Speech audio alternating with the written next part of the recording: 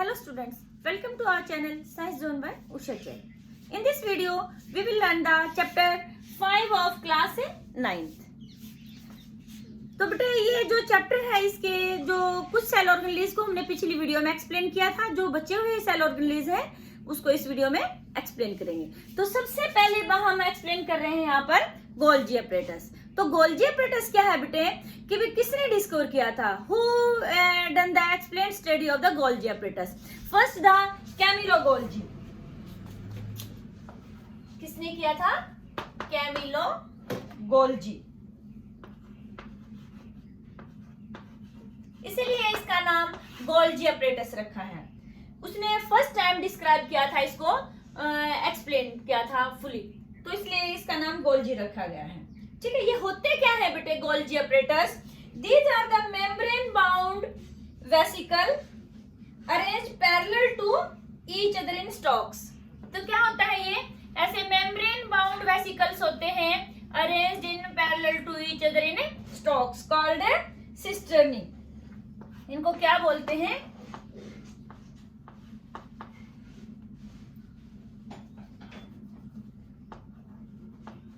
Sisters. ठीक है, इसके बेटे दो फेस होते हैं। जो गोल्जी अपरेटस होते हैं इसके दो फेस होते हैं। इसको बोलते हैं सिस फेस, या इसको फॉर्मिंग फेस भी बोलते हैं, यहाँ वेसिकल्स फॉर्म होते हैं, और इसको बोलते हैं ट्रांस फेस। यानी कि यहाँ पर हमारा जो मैच्योर होते हैं वेसिकल्स। ठीक है, ये कहाँ पाए जाते हैं? The Golgi apparatus are present near the nucleus. Nucleus के पास में प्रेजेंट होते हैं। और ये इसका कुछ पार्ट क्या होता है बेटे? न्यूक्लियस के पास में आपने किया था कि एंडोप्लाज्मिक रेटिकुलम भी प्रेजेंट होता है, तो इसका कुछ पार्ट कहाँ किससे अटैच होता है? एंडोप्लाज्मिक रेटिकुलम से भी। अब आपने पीछे किया था कि जो एंडोप्लाज्मिक रेटिकुलम होता है उसमें किस किस की फॉर्मेशन होती है? राइबोसोम्स भी सिंथेसाइज होते हैं, और क्या सिंथेसाइज होता है उसके अंदर? आपके लिपिड्स भी। राइबोसोम्स से जो थे वो क्या सिंथेसाइज कर रहे थे? प्रोटीन सिंथेसाइज कर रहे थे। राइबोसोम्स कहाँ पर प्रेजेंट थे? रफ एंडोप्लाज्मिक रेटिकुलम फॉर्म कर रहे थे। वो किसकी फॉर्मेशन थी वहां पर? प्रोटीन्स की। और स्मूथ एंडोप्लाज्मिक रेटिकुलम में क्या फॉर्म होता है? लिपिड्स फॉर्म होता है। तो वो फॉर्मेशन तो हो गई। अब उनका डिस्पैच का काम, पैकेजिंग का काम, उनका ये ट्रांसपोर्ट सब कौन करता है? गोल्जी अपरेटस करता है। तो इसलिए वहां पर जो चीजें बनती है उसका जो ट्रांसपोर्ट पैकेजिंग का काम गोल्जी अपरेटस करेगा। फिर जो मेन फंक्शन यानी कि इसके जो गोल्जी अपरेटस है इसके फंक्शन में अब हम क्या क्या कहते हैं कि भी फर्स्ट का जो फंक्शन हो गया स्टोरेज का हो गया। नंबर 2 क्या हो गया? मॉडिफिकेशन का हो गया। स्टोरेज तो मतलब कोई जो डिफरेंट कंपोनेंट बनते हैं उनको स्टोर करते हैं। मॉडिफिकेशन जैसे कॉम्प्लेक्स शुगर फॉर्म होगी तो उसको सिंपल शुगर में कन्वर्ट कर देता है कई बार ये गोल्जी अपरेटस। और क्या होता है इसका? पैकेजिंग का।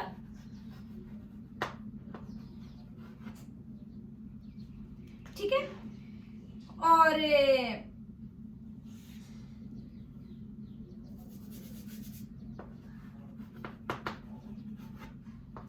और क्या होता है इसका?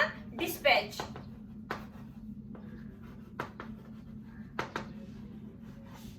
ठीक है, और एक और मेन फंक्शन होता है बेटे गोल्जी अपरेटस का। The Golgi apparatus forms the membrane bound vesicle, these are called lysosomes. ठीक है, तो लाइसोसोम्स जो ये आपका कॉम्पिटिटिव एग्जाम्स का भी क्वेश्चन है और आपके एग्जाम के हिसाब से भी इंपॉर्टेंट है कि भी लाइसोसोम्स कहाँ फॉर्म होते हैं? कौन फॉर्म करता है लाइसोसोम्स को? Golgi apparatus.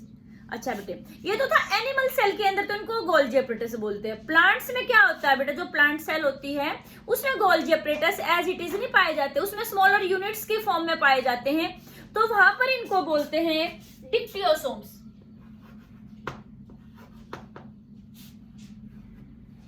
क्या बोलते हैं इनको? डिक्टियोसोम्स। तो डिक्टियोसोम्स क्या हो गए? These are the smaller units of a Golgi apparatus present in a plant cells. अब ये जो गोल्जी अपरेटस होता है ये तो सिंगल होता है एनिमल सेल के अंदर, और डिक्टियोसोम्स जो हैं वो कई पाए जाते हैं प्लांट सेल के अंदर। ठीक है बेटे, नेक्स्ट आपका आता है, नेक्स्ट जो कंपोनेंट है वो है आपका लाइसोसोम्स। तो अभी हमने कहा कि भी जो गोल्जी अपरेटस है वो आपका लाइसोसोम्स को फॉर्म करता है। तो लाइसोसोम्स होते क्या है?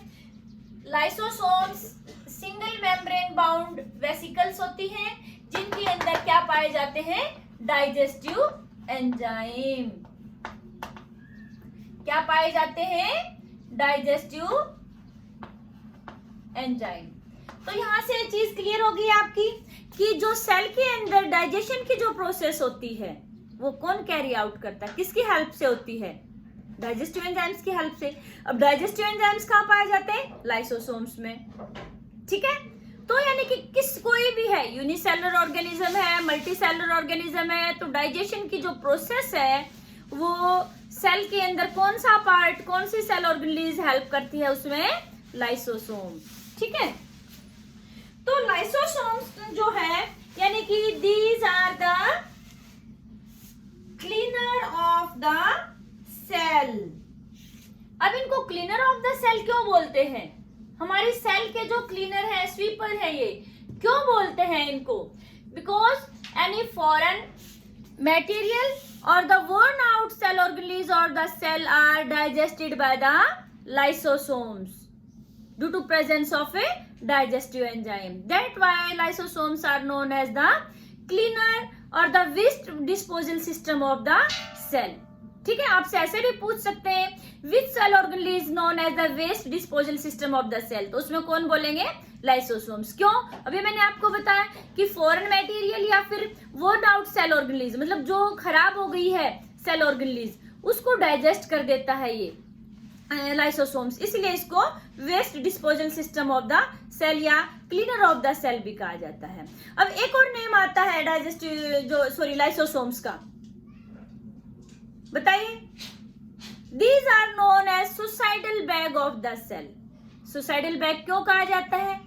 यानी कि जिसको हिंदी में आत्मघाती थैली। सुसाइडल बैग, सुसाइड मतलब खुद को मार देना। सेल खुद पूरी की पूरी नष्ट हो जाती है। कैसे?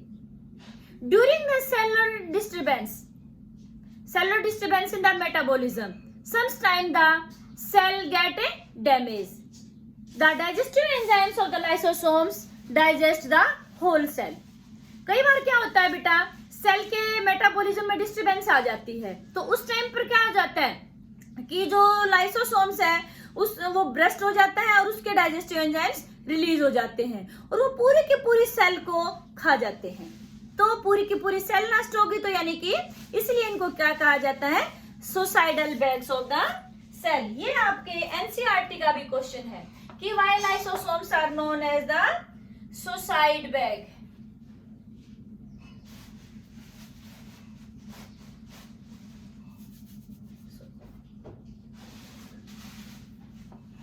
सुसाइड बैग्स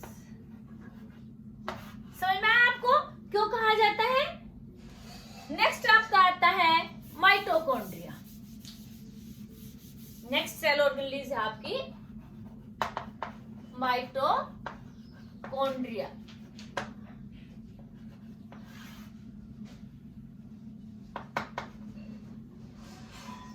जो माइटोकॉन्ड्रिया है बेटे, ये डबल मेम्ब्रेन सिस्टम ऑर्गेनेलिज है।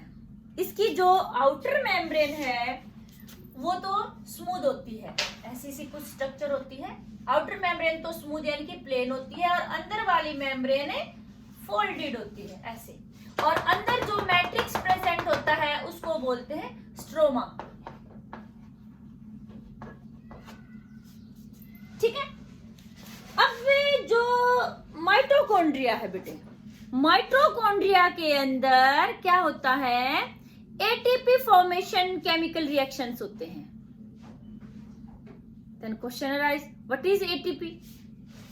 Full ATP. ATP is the adenosine triphosphate.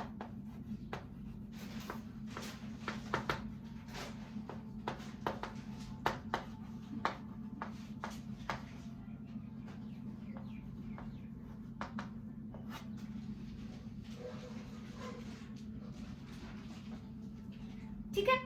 जो ये क्या होती है एडिनोसिन ट्राइफॉस्फेट यानी कि एटीपी क्या होती है? This is the energy currency of the cell. Plants हैं या एनिमल हैं, जैसे अब हम हैं, कोई भी चीज हम, जैसे मान लो किसान है बेटे, जो फार्मर्स है वो क्रॉप ग्रो करता है, तो उसमें क्या होता है, जो क्रॉप होती है उसको अपने घर में क्रॉप तो नहीं रखता है कि भी जो मान लो गेहूं आया तो गेहूं को रख लिया, डॉक्टर के पास गए, जाके गेहूं की बोरी रख दी, लो डॉक्टर साहब हमारा इलाज कर दो। तो क्या करता है, उसको बेच करके अपनी क्रॉप्स को क्या करता है, वो पैसे इकट्ठे रखता है और अपने घर में कहीं पर भी कोई भी चीज परचेज करनी है, कहीं जाना है, तो किसका यूज करता है, पैसे का। जैसे रुपया जो है हमारी करेंसी है, तो ऐसे ही बॉडी जो होती है कोई भी फूड आइटम खाती है तो क्या करती है, उसका जब डाइजेशन हो जाता है तो उसको किस फॉर्म में, जितनी बॉडी को यूज करनी होती है यूज कर लेती है, बाकी की स्टोर करके रखती है। तो किस फॉर्म में, एटीपी की फॉर्म में। एटीपी क्या होगी, ATP is known as energy currency of the cell. Full form क्या होगी, एडिनोसिन ट्राइफॉस्फेट। अब जो ये एनर्जी करेंसी है बेटे कहाँ बनती है, ये केमिकल रिएक्शंस होता है, इसको आप आगे बड़ी क्लासेस में पढ़ेंगे, उसके थ्रू फॉर्म होती है एटीपी। तो कौन सी सेल ऑर्गेनेलिज में फॉर्म होती है, माइटोकॉन्ड्रिया में। अब यहाँ एनर्जी करेंसी फॉर्म हो रही है तो इसीलिए इसको बोलते हैं जो माइटोकॉन्ड्रिया को power house of the cell. ये आपके एनसीईआरटी का भी क्वेश्चन है, वैसे जीके का भी क्वेश्चन है। Which cell organelles known as the power house of the cell, तो आप इसमें क्या कहेंगे, mitochondria. And why, because ATP synthesis chemical reaction are carried out in the mitochondria, so it is known as a powerhouse of the cell. Clear बेटे। तो आपकी जो अभी मैंने कहा कि जो अंदर वाली जो ये थी सेल मेम्ब्रेन, इसकी फोल्डेड है, किस लिए होती है, क्योंकि जो केमिकल रिएक्शन होती है एटीपी सिंथेसिस के लिए, एटीपी फॉर्मेशन के लिए, वो यहाँ इनर सेल मेम्ब्रेन में होते हैं। अब ज्यादा सरफेस एरिया होगा तो ज्यादा रिएक्शन होगा, ज्यादा एटीपी फॉर्म होगी। तो सरफेस एरिया जो इंक्रीज करने के लिए ये हमारी जो अंदर वाली मेम्ब्रेन होती है ये फोल्डेड होती है। अच्छा, माइटोकॉन्ड्रिया के बारे में एक और बात है, ये सेमी ऑटोनोमस सेल ऑर्गेनेलिज है। सेमी ऑटोनोमस सेल ऑर्गेनेलिज मतलब कुछ काम ये अपने खुद परफॉर्म कर सकती है। कैसे, इसके अंदर अपना डीएनए भी होता है और राइबोसोम्स भी होते हैं। ठीक है, तो जो माइटोकॉन्ड्रिया है इसी क्या क्या कैरेक्टरिस्टिक्स आ गई आपके सामने। एक तो ये power house of the cell, क्योंकि यहाँ पर एटीपी फॉर्मेशन होता है। दूसरा ये double membrane bounded cell organelles, आपसे पूछा जाए name the cell organelles which is double membrane bounded, तो आप माइटोकॉन्ड्रिया कह सकते हैं। Name the cell organelles which have their own DNA and ribosome, तो इसमें कौन आ गया, माइटोकॉन्ड्रिया। दो सेल ऑर्गेनेलिज है जिनका अपना डीएनए और राइबोसोम्स होता है, वो होते हैं माइटोकॉन्ड्रिया एंड प्लास्टिड। ठीक है, प्लास्टिड के बारे में भी अब हम आगे पढ़ेंगे। प्लास्टिड भी double membrane bounded cell organelles है। ठीक है बेटे, नेक्स्ट आपका आता है प्लास्टिड।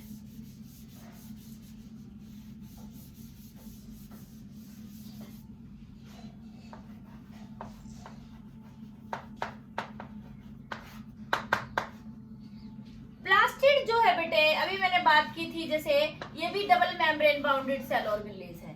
माइटोकॉन्ड्रिया में तो क्या था कि भी बाहर वाली जो थी मेम्ब्रेन वो स्मूथ थी, अंदर वाली फोल्डेड थी, लेकिन यहाँ पर दोनों ही जो मेम्ब्रेन होती हैं वो स्मूथ होती है। ठीक है, इसके अंदर क्या होता है बेटे, स्टॉक लाइक स्ट्रक्चर होती है, ऐसे जैसे हम कॉइन्स को इकट्ठा रख देते हैं, ऐसे बहुत सारी स्ट्रक्चर्स होती हैं, which are arrange interconnected to each other, ऐसे अरेंज होती है। और जो प्लास्टिड है बेटे ये हमारे प्लांट सेल के अंदर पाए जाते हैं, एनिमल सेल में ये एब्सेंट होते हैं। ठीक है, और जो सिंगल जो हमारा ये सैक होता है, जैसे अभी मैंने कहा कि जैसे हमने बहुत सारे कॉइन्स रख दिए एक दूसरे के ऊपर, सिंगल जो कॉइन है, सिंगल जो सैक है यहाँ पर, इसको बोलते हैं थाइलेकॉइड्स, सिंगल को।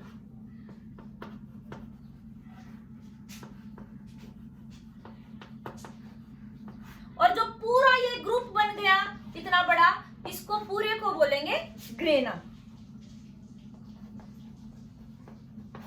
ग्रेना मतलब हो गया, जैसे हमने पाइल अप कर दिए, कई सिक्के एक दूसरे के ऊपर रख दिए, पूरा जो ढेर बन गया उसको हम बोलेंगे ग्रेना।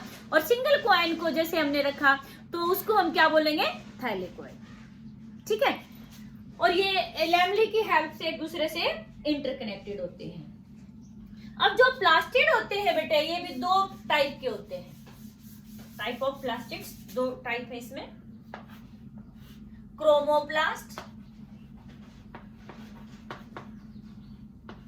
And leucoplast.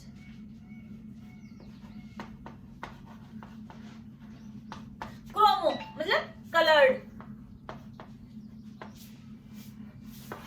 और ये कलरलेस होते हैं।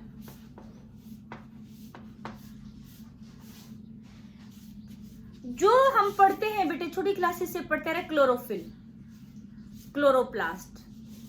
जो क्लोरोफिल है ये हमारा किसका पार्ट है, क्रोमोप्लास्ट का। क्यों, जब ग्रीन कलर का पिगमेंट है तो हम उसको बोलेंगे क्लोरोफिल। ठीक है, इसमें डिफरेंट और दूसरे कलर भी हो सकते हैं, ऑरेंज है, येलो है, तो इसलिए हम इसको कहते हैं क्रोमोप्लास्ट। डिफरेंट कलर के प्लास्टिड्स हो सकते हैं हमारे। ठीक है, ल्यूकोप्लास्ट है, यानी कि अभी आपने देखा था छोटी क्लासेस में पढ़ते हैं कि भी जो क्लोरोफिल का मेन फंक्शन क्या होता है, एब्जॉर्प्शन ऑफ सनलाइट। तो यानी कि किसमें हेल्प करता है ये chromoplast, in the process of A photosynthesis. ठीक है, फिर ल्यूकोप्लास्ट का क्या फंक्शन है, दिस जो leucoplast are associated with the storage of starch, oil and protein granules. जो ल्यूकोप्लास्ट है बेटे, इसका फंक्शन क्या हो गया, it involves in the storage of starch, oils and protein granules. ठीक है, और अभी मैंने जो थोड़ी देर पहले बताया था कि भी जो प्लास्टिड है इसके अंदर भी अपना डीएनए और राइबोसोम्स होते हैं,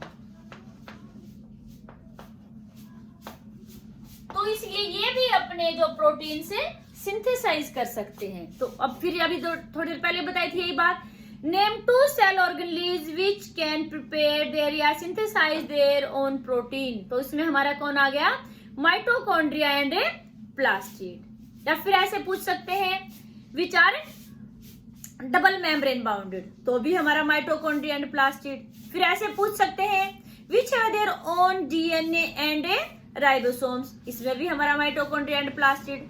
semi autonomous organelles, semi autonomous मतलब कुछ पार्ट अपने आप कर सकते हैं, वो कुछ काम नई चीज अपने आप बना सकते हैं, तो उसमें भी हमारा आता है माइटोकॉन्ड्रिया एंड प्लास्टिड। नेक्स्ट बेटा आपका आता है सेल ऑर्गेनेल्स का लास्ट टॉपिक जो है आपका, वो है vacuoles.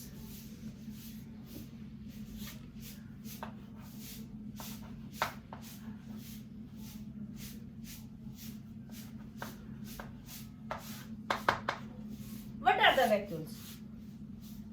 These are the storage sac for the solid and liquid contents. जो vacuoles हैं ये क्या हैं? These are the storage sac for the solid and liquid contents. जो vacuoles होते हैं बेटे एनिमल सेल के अंदर इनका साइज स्मॉल होता है, और प्लांट सेल में ये बड़े बड़े साइज के होते हैं।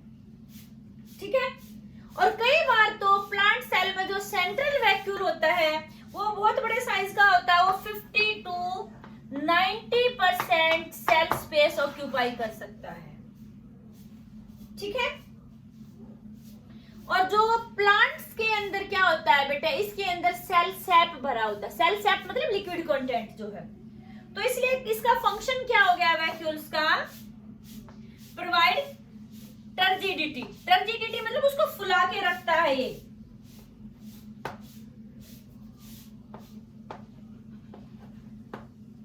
दोबारा से ऊपर लिख देते हैं इनके फंक्शन। तो फंक्शन क्या हो गया, नंबर 1 टर्जिडिटी। ठीक है, नंबर 2 फंक्शन आपका क्या आ गया, रिजिडिटी। उसको कठोरता प्रदान करता है, सेल को कठोर बनाता, हार्ड बनाता है, provide rigidity to the cell. और क्या होता है बेटे कि भी बहुत सारे जो इसेंशियल कंपोनेंट है सेल के लिए, जैसे अमीनो एसिड है, ग्लूकोज है, ठीक है, प्रोटीन्स वगैरह हैं, ये प्लांट्स के किस पार्ट में स्टोर रहते हैं? वैक्यूल्स के अंदर। तो it involves in the process of storage of some essential component. तो यहाँ पर अगला फंक्शन हो गया स्टोरेज, ठीक है। और नेक्स्ट आता है it in some cell unicellular organism like amoeba, these function as a food vacuole and also help in the process of excretion। उसमें डाइजेशन के प्रोसेस होने के बाद जो वेस्ट मटेरियल बचता है उसको बॉडी से थ्रोन आउट कर देता है, ठीक है। तो नेक्स्ट आपका टॉपिक आता है सेल डिवीजन।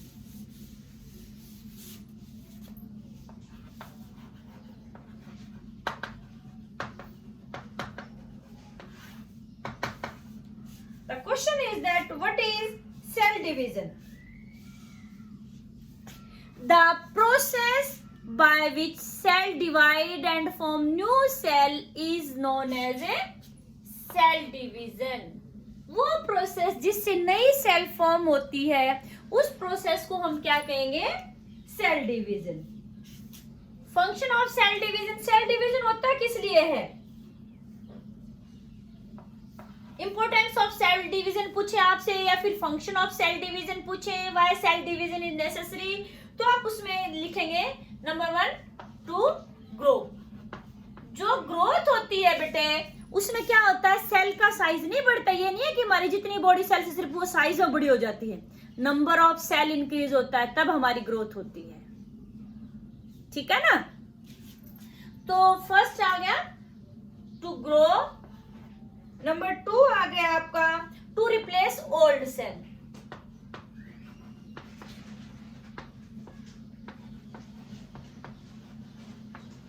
ठीक है।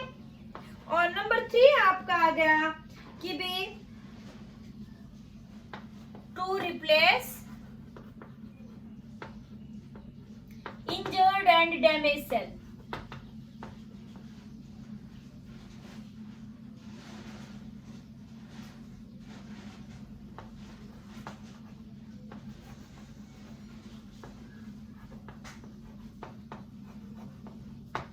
और नेक्स्ट फंक्शन आ गया इसका सेल डिवीजन का टू फॉर्म गैमेट।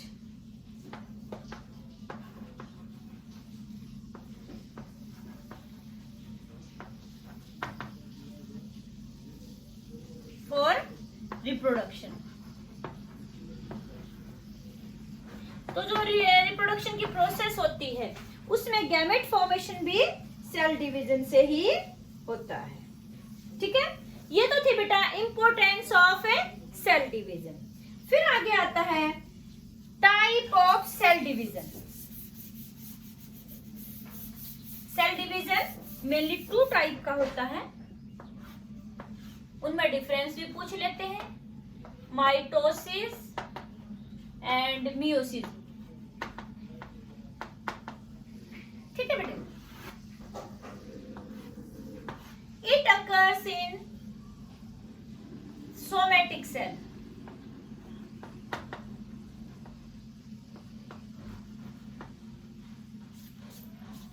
ठीक है। और it occurs in reproductive sales.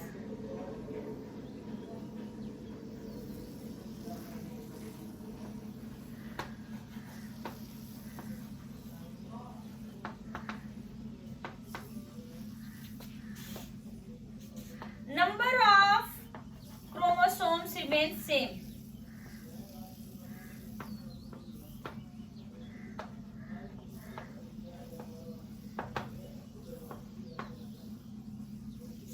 और यहां पर क्या होता है बेटे? Number of chromosome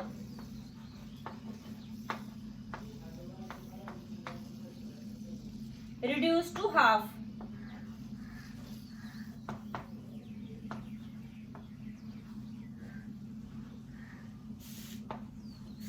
Number of daughter cell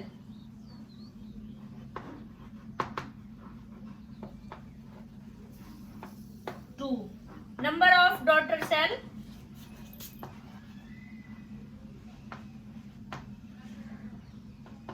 four, help in growth, normal growth, it occurs during the gamete formation.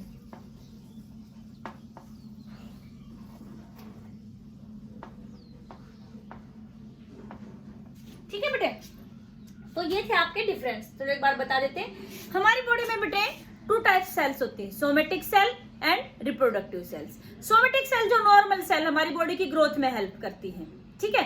Reproductive cells जो हमारे रिप्रोडक्टिव ऑर्गन्स हैं, वो गैमेट फॉर्मेशन का फंक्शन परफॉर्म करते हैं, तो वहां जो सेल्स पाई जाती है उनको बोलते हैं रिप्रोडक्टिव सेल्स, सेक्सुअल सेल्स भी जिनको कहते हैं, ठीक है। तो जो माइटोसिस की प्रोसेस होती है वो सोमेटिक सेल्स में होती है और ये आपकी रिप्रोडक्टिव सेल्स में होती है। माइटोसिस में क्या होता है बेटे, जो क्रोमोसोम नंबर होता है, सेल डिवाइड करेंगी, जैसे हमारी ये मदर सेल बोलते हैं इसको, ठीक है, और या पेरेंटल सेल बोलते हैं, और इनसे जो बनेगी उनको बोलते हैं डॉटर सेल, ठीक है। और यहाँ पर क्या होता है कि भी इसमें हमारी 1 से 2 बनती है, ये 2 फेजेस में होता है मियोसिस, और 2 से फिर हमारी 4, ये हमारा है मियोसिस, और ये हमारा है माइटोसिस। ये सिंगल फेज में होता है, ये 2 फेजेस में होता है। एक डिफरेंस हम ये भी कह सकते हैं। इसमें एक पेरेंट सेल से 2 डॉटर सेल बनती है, यहाँ पर एक पेरेंट सेल से 4 डॉटर सेल बनती है। इसमें जो जितना क्रोमोसोम नंबर, सेल डिवाइड करके नंबर ऑफ सेल तो डबल हो जाता है, लेकिन क्या होता है, क्रोमोसोम नंबर सेम रहता है, ठीक है। लेकिन जो हमारी ये मियोसिस है, इसमें क्या होता है, क्रोमोसोम नंबर हाफ हो जाता है। इनके बारे में कि भी क्यों हाफ हो जाता है, क्यों सेम रहता है, ये आगे बड़ी क्लासेस में हम डिटेल से करेंगे। 11th क्लास में आता है ये टॉपिक, ठीक है बेटे। फिर हमारा जो ये चैप्टर है, 5th चैप्टर, इसका लास्ट टॉपिक है differentiate between plant cell and animal cell. सबसे पहले बेटा आपको प्लांट सेल और एनिमल सेल ड्रॉ करना आना चाहिए, वेरी सिंपल है। आपके एनसीईआरटी का भी क्वेश्चन है कि भाई डिफरेंशिएट बिटवीन देम। तो सबसे पहले एक बार हम प्लांट सेल, ये एनिमल सेल ड्रॉ करते हैं।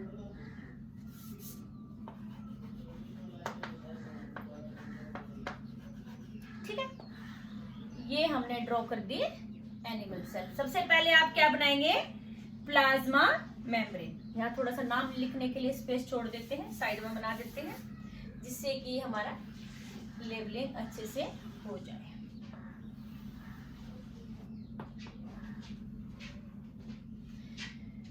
ये हमारी बाद में नाम लिखेंगे, चलो पहले बना लेते हैं।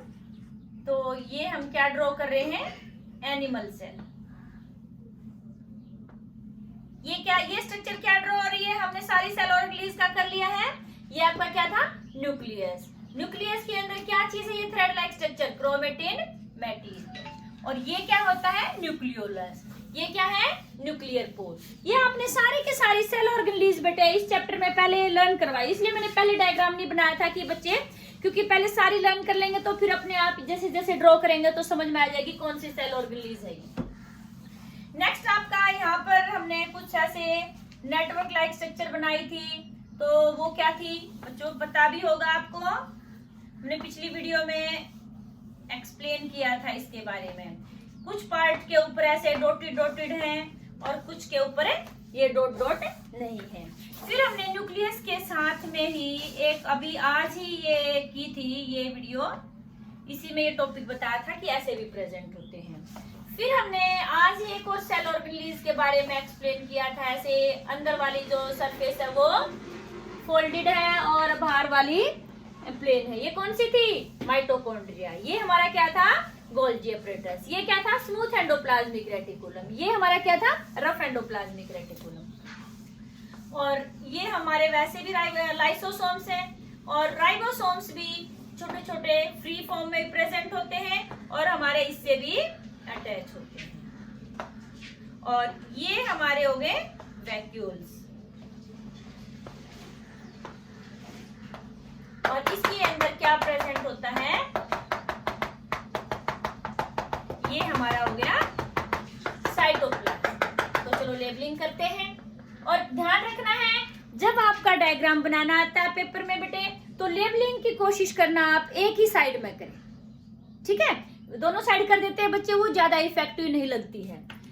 तो ये हमारा क्या हो गया, सेल मेम्ब्रेन या प्लाज्मा मेम्ब्रेन, आप कुछ भी कह सकते हैं। और ये आपका क्या है, वैक्यूल।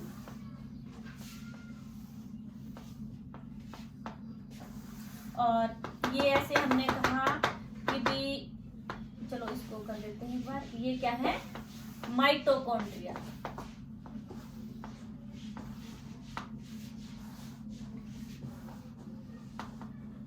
और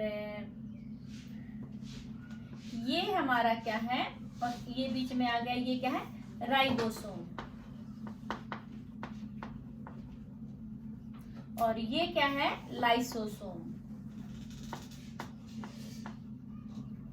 और ये क्या है, एंडोप्लाज्मिक रेटिकुलम।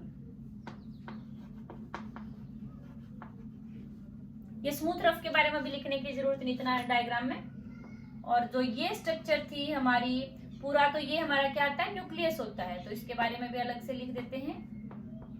ये हमारा क्या है, न्यूक्लियर मेम्ब्रेन।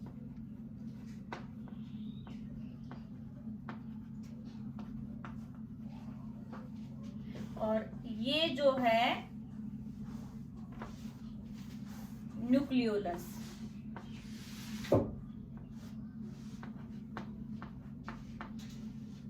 और ये पूरी स्ट्रक्चर हमारी क्या है, अच्छा अंदर वाला ले लेते हैं पहले, क्रोमेटिन मटेरियल।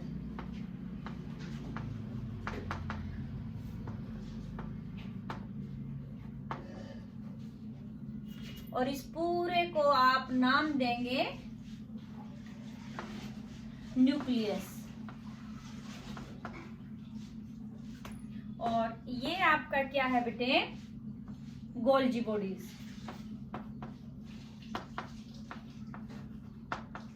गोल्जी अपरेटस भी बोल सकते हैं, गोल्जी बॉडीज भी बोल सकते हैं। और ये आपका क्या है, साइटोप्लाज्म। समझ में आया बेटे, ये है आपकी एनिमल सेल। एनिमल सेल का डायग्राम आता है, तो आपको ये इतने सारे जो लेबलिंग दिखाई, इतने सारे सेल ऑर्गेनेल्स आपको ड्रॉ करनी। क्लियर। नेक्स्ट हम ड्रॉ करते हैं प्लांट सेल। अब देखो यहां से आपको माइंड में रखनी क्या क्या चीजें हमने दिखाई, इनकी पोजीशन क्या है। नेक्स्ट आपका है प्लांट सेल ड्रॉ करते हैं अभी।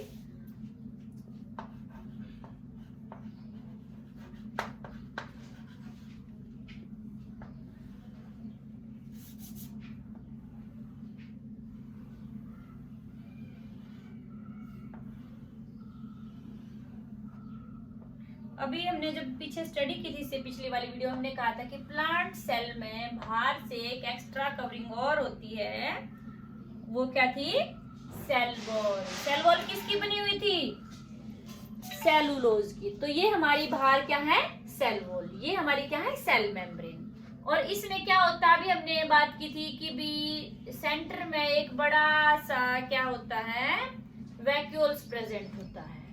और इसका जो न्यूक्लियस होता है बेटे, वो साइड में प्रेजेंट होता है।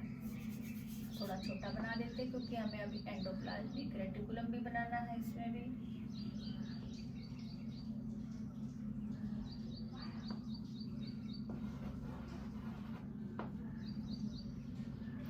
ठीक है, ये हमने बना दी डिक्टियोसोम्स, ऐसे बहुत सारे। ये हमने बना दिया इसमें माइटोकॉन्ड्रिया। इसमें एक और स्ट्रक्चर दिखाएंगे हम, वो क्या थी, प्लास्टिड। ठीक है, और ये हमारा हो गया एंडोप्लाज्मिक रेटिकुलम। अब ये इसके अंदर हमने बना दिए राइबोसोम्स। और ये हमारे हो गए लाइसोसोम्स।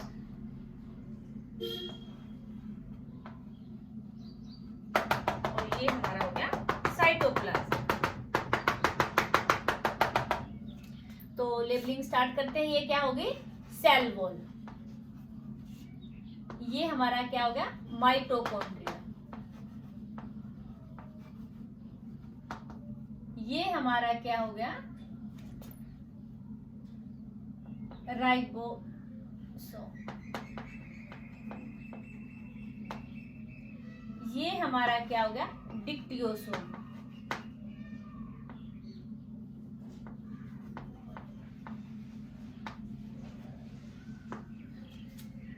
और ये हमारा क्या हो गया, लाइसोसोम। और ये क्या हो गया, एंडोप्लाज्मिक रेटिकुलम। और ये क्या है, न्यूक्लियस। आप इसके पार्ट्स को भी अलग अलग दिखा सकते हैं। और ये क्या है, प्लास्टिड। और ये क्या है, साइटोप्लाज्म। और ये क्या है, वैक्यूल। ठीक है बेटे। और हाँ, लेबलिंग करते वक्त एक बात और ध्यान रखनी है, जब लेबलिंग करते हैं तो कभी भी ऐसे क्रॉस नहीं करते कि चलो हम यहाँ पर ऐसे ये कट गए, नहीं, लेबलिंग सीधी सीधी करनी है, क्रॉस बिल्कुल भी नहीं करना है। तो आपको प्लांट सेल और एनिमल सेल के डायग्राम ड्रॉ करने आने चाहिए कि लेबलिंग आनी चाहिए। अब फिर बात करते हैं differentiate between plant cell and animal cell. अब बेटा देखो, आपने डायग्राम भी ड्रॉ किए हैं और इनके सेल ऑर्गेनेलिज के बारे में भी लर्न किया है। तो डिफरेंस में सबसे पहले आ जाता है, cell wall is present in a plant cell, cell wall is absent in a animal cell. Clear?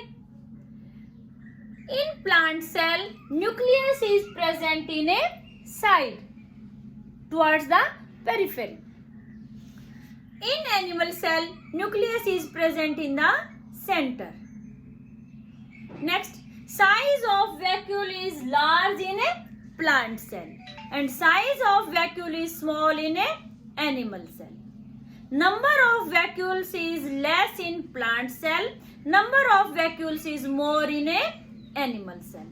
Plastids are present in plant cell, plastids are absent in a animal cell. Centrioles are present in animal cell, centrioles are absent in a plant cell. Okay बेटे, तो ये important question आपका plant cell और animal cell का, इनके diagram draw भी करने आने चाहिए आपको, और आपको ये डिफरेंस भी लर्न होना चाहिए। बाकी ये डायग्राम अच्छे से क्लियर हो जाएगा तो आप यहाँ से देख के बता सकते हैं क्या क्या चीजें उसमें नहीं है और क्या क्या नहीं है। हाँ, एक डिफरेंस और बता सकते हैं आप, Golgi bodies are present in a animal cell but Golgi bodies are known as a dictyosomes in a plant cell. Okay, तो आपको ये वीडियो अच्छी लगी बेटे तो आप शेयर और लाइक जरूर करें, और जिसने चैनल सब्सक्राइब नहीं किया है सब्सक्राइब जरूर करें ताकि आपको आगे आने वाले और बाकी सिलेबस के जो टॉपिक हैं उनकी वीडियो की नोटिफिकेशन मिल सके। थैंक्स बेटा।